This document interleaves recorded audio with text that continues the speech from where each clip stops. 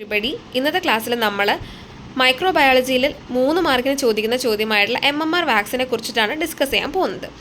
MMR vaccine എന്ന് പറയുന്നത് measles moms rubella vaccine എന്നതാണ്. നമ്മുടെ മീസിൽസിൽ നിന്നും മംസിൽ നിന്നും റുബെല്ലയിൽ നിന്നും ബോഡിയെ പ്രൊട്ടക്റ്റ് ചെയ്യാൻ വേണ്ടി നമ്മൾ കൊടുക്കുന്ന ഒരു വാക്സിനാണ് ഈ MMR വാക്സിൻ എന്ന് മെയിൻലി നമ്മൾ പറയുന്നത്. ഇത് നമ്മൾ ലൈവായിട്ടുള്ള അറ്റൻറ്റുവേറ്റഡ് വൈറസുകളെയാണ് നമ്മൾ ഈ ഒരു വാക്സിൻ ഉണ്ടാക്കാൻ വേണ്ടി നമ്മൾ ഉപയോഗിക്കുന്നത്. ജെർലിൻ, എഡ്മോൺസൺ സാഗ്രബ് സ്ട്രെയിൻസ്, അതേപോലെ തന്നെ വിസ്റ്റ. ഇത് 3 സ്ട്രെയിനുകളെയാണ് നമ്മൾ ഈ പറഞ്ഞ വാക്സിൻ ഉണ്ടാക്കാൻ വേണ്ടി മെയിൻലി നമ്മൾ ഉപയോഗിക്കുന്നത്. ഇത് നമ്മൾ പറയുവാണെങ്കിൽ 2 ഡോസുകളായിട്ടാണ് ഈ വാക്സിൻ നമ്മൾ കൊടുക്കുന്നത്. ആദ്യത്തെ ഡോസ് എന്ന് പറയുന്നത് കുട്ടിക്ക് 1 വയസ്സ് പ്രായമുള്ളപ്പോഴാണ് നമ്മൾ ഫസ്റ്റ് ഡോസ് കൊടുക്കുന്നത്. രണ്ടാമത്തെ ഡോസ് നമ്മൾ കൊടുക്കുന്നത് കുട്ടിക്ക് സ്കൂളിലേക്ക് പോകാനുള്ള പ്രായമാകുമ്പോൾ, അതായത് 3 മുതൽ 5 വയസ്സ് പ്രായമുള്ളപ്പോഴാണ് നമ്മൾ സെക്കൻഡ് ഡോസ് നമ്മൾ മെയിൻലി കൊടുക്കുന്നത്. ഇനി നമ്മൾ പറയുകയാണെന്നുണ്ടെങ്കിൽ എന്താ പറയുന്നത്, ഈ 3 വൈറസുകളെ നമ്മൾ എങ്ങനെ ഗ്രോ ചെയ്യണമെന്ന് പറയും.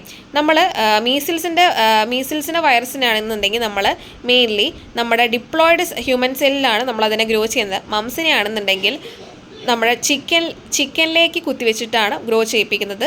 റുബെല്ലനാണെങ്കിൽ ഡിപ്ലോയിഡ് ഹ്യൂമൻ സെല്ലിലേക്കാണ് ഗ്രോ ചെയ്യിപ്പിക്കുന്നത്. നമ്മൾ 0.5 ml ആണ് സബ്ക്യൂട്ടേനിയസ് ആയിട്ടാണ് നമ്മളിതിൽ വാക്സിൻ നമ്മൾ കൊടുക്കുന്നത്.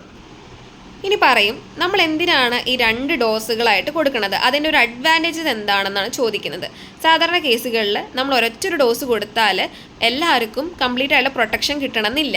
അങ്ങനെയുള്ള സാഹചര്യത്തിൽ നമ്മൾ 2 ഡോസുകൾ കൊടുത്താൽ മാത്രമേ അവിടെ കംപ്ലീറ്റ് ആയിട്ടുള്ള ഒരു പ്രൊട്ടക്ഷൻ കിട്ടത്തുള്ളൂ. സോ അതുകൊണ്ടാണ് നമ്മൾ ഈ 2 ഡോസുകൾ കൊടുക്കുന്നുള്ളൂ. ഇറ്റ് ഈസ് ഗീവൺ ആസ് 2 ഡോസാണ്. എന്തുകൊണ്ടാണെന്ന് ചോദിച്ചാൽ ടു ഗെറ്റ് കംപ്ലീറ്റ് പ്രൊട്ടക്ഷൻ ആണ്. ഇൻ ഫസ്റ്റ് ഡോസിൽ some patient will not get complete protection. So in such cases നമ്മൾ സെക്കൻഡ് ഡോസ് കൊടുക്കുന്നു എന്നാണ് പറയുന്നത്. ഇനി ഇതിൻ്റെ റിസ്ക് എന്ന് പറയുന്നത്, ചില ആളുകൾക്ക് പനി വരാം, സീഷർ, അതേപോലെ തന്നെ നമ്മൾ കുത്തിവെച്ച ഭാഗത്ത് റാഷ് വരാം, നമ്മളെ ജോയിൻറ്റിന് പെയിൻ വരാം. ഇതൊക്കെ നമുക്കിവിടെ കോമൺ ആയിട്ട് കാണപ്പെടുന്ന സിംറ്റംസ് എന്ന് പറയുന്നത്. ഞാൻ വളരെ ഷോർട്ടായിട്ട് മാത്രമേ എഴുതുന്നുള്ളൂ. ഇനി നമ്മൾ ഇതിൻ്റെ നമ്മളിതിൽ പ്രൊട്ടക്ഷൻ നേടുന്നത് നമ്മൾ മെയിൻലി ആർക്കാണ് ഈ വാക്സിൻ നമുക്ക് ഉപയോഗിക്കാൻ പറ്റാത്തതെന്ന് ചോദിക്കുമ്പോൾ നമ്മൾ വളരെ ഇമ്മ്യൂണിറ്റി കുറഞ്ഞ people who has low immunity എന്നാണ് എഴുതിയിരിക്കുന്നത്, ഷോർട്ടായിട്ടാണ് എഴുതിയിരിക്കുന്നത്. അപ്പോൾ സ്റ്റിറോയിഡ് യൂസ് ചെയ്യുന്ന ആളുകളിൽ, അതേപോലെ തന്നെ നമ്മൾ HIV ഇൻഫെക്റ്റഡ് ആയുള്ള ആളുകൾ, കീമോതെറാപ്പി കഴിഞ്ഞിട്ടുള്ള ആളുകളിലൊക്കെ ഇത് നമുക്ക് ഉപയോഗിക്കുന്നത് വളരെ ബുദ്ധിമുട്ടായിരിക്കും. അപ്പോൾ പിന്നെ അതേപോലെ തന്നെ ഇങ്ങനെയുള്ള ആളുകൾക്ക് നമ്മൾ ഉപയോഗിക്കാതെ നല്ല, കാരണം ഇവർക്ക് ഈ പറഞ്ഞ അറ്റൻറ്റുവേറ്റഡ് ആയുള്ള വൈറസുകളിൽ നിന്ന് തന്നെ നമുക്ക് സാധാ ഇതിൽ നിന്ന് പോലും പ്രൊട്ടക്ഷൻ, നമ്മൾ അത്രയും ഇമ്മ്യൂണിറ്റി ഉണ്ടായിരിക്കില്ല പ്രതിരോധിക്കാൻ വേണ്ടിയിട്ട്. അപ്പോൾ എന്താ പറയുക, ഇങ്ങനെയുള്ള അറ്റൻറ്റുവേറ്റഡ് വൈറസിനെ പോലെ ഇവർക്ക് പ്രതിരോധിക്കാൻ കഴിയാത്തതുകൊണ്ട് നമുക്ക് ഇത്തരത്തിലുള്ള പേഷ്യൻറ്റുകളിൽ വൈറസ് ഉപയോഗിക്കരുത് എന്നാണ് പറയുന്നത്. പിന്നെ പ്രഗ്നൻ്റ് ആയുള്ള വുമണുകളിലും നമ്മളിത് ഉപയോഗിക്കാൻ പാടില്ല.